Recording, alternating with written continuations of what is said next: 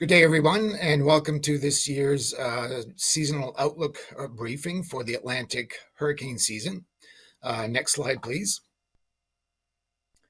So as we typically do in this briefing, it's always good to take a look back at what happened in the previous hurricane season. So back in 2022. So back in 2022, we had 14 named storms. 8 of those became hurricanes, and 2 of those made it to major hurricane status. Of course, the 2 major hurricanes last year were Fiona and Ian, 2 very significant historic storms. Fiona in parts of the Caribbean and here in Canada, obviously, as well, and Ian in the United States. So those 2 names, Fiona and Ian, will be retired from this list, which will recur back in 2028. So next slide. So these are all the tracks of the hurricanes and the tropical cyclones from last year. And you can see that really there were a number of storms spread out over the entire Atlantic basin.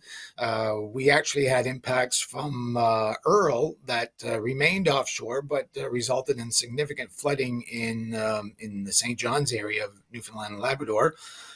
We did have some minor impacts from the remnants of Nicole, which was the last storm of the season back in November. But really, for Canada, we had 1 landfalling storm all year, but that was a very significant historic event with post-tropical storm Fiona in September. So next slide. So just a quick review of Fiona.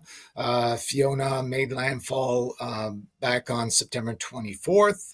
It was a post-tropical storm, but a post-tropical storm of Category 2 hurricane strength with maximum sustained winds of 165 kilometers per hour.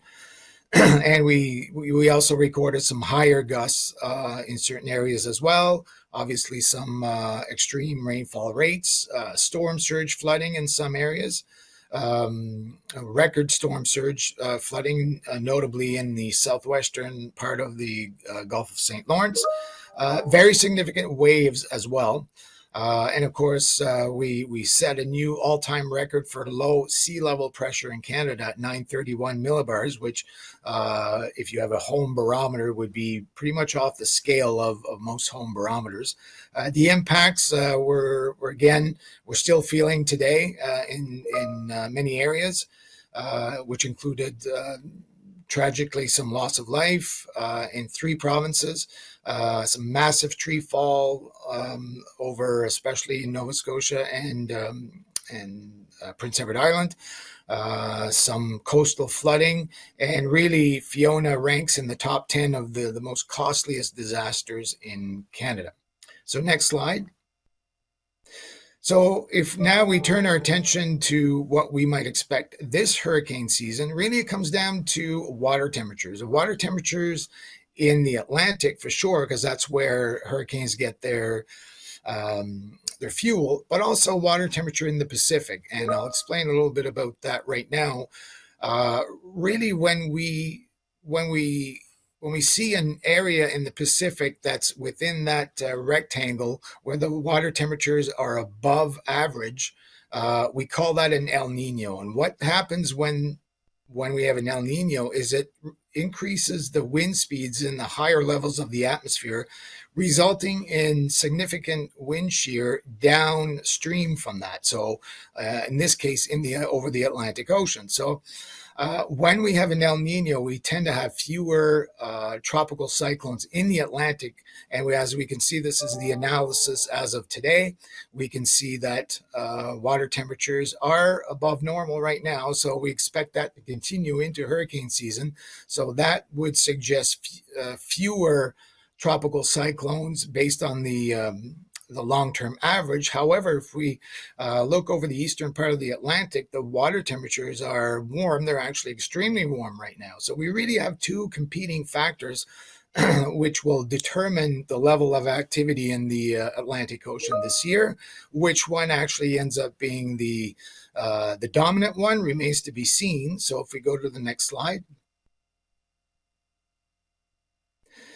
So, looking at the predictions that were issued by NOAA in just a short time ago, they're calling for 12 to 17 named storms. 5 to 9 of those storms would make it to hurricane status. And then 1 to 4 of those hurricanes would make it on to major hurricane status. So, a fairly wide range there, and that's significant or indicative, rather, of the uncertainty because of the two competing factors that I just mentioned. So, you can see how that compares to the overall average.